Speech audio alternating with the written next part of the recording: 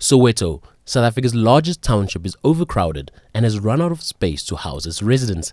With no room left for new housing developments, the Department of Housing has started to build on the periphery of the township. However, many residents are infuriated because it's not houses that are being built, but flats instead. We want yards. We want yards as promised.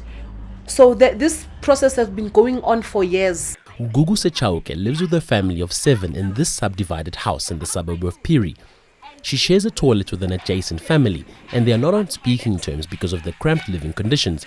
Sechauke resents the fact that her family was chosen to be relocated.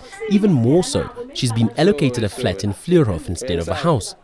We live in these two-room houses with yards. They're telling us that the only one family will be left. Why can't they leave me here and take that family to a flat and see if that family will say yes to a flat?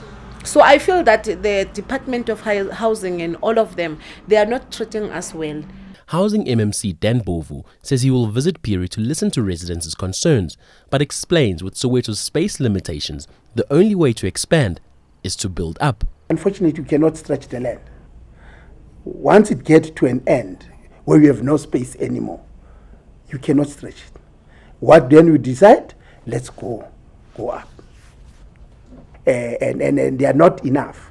Our stories are still not enough. We're still going 4 stories up. The reality is we want to call for very large stories, 15, 24 floors. That's where we want to go to. But because our people were not used to this, you start at those 4 stories, but at a later stage, the sky becomes the limit.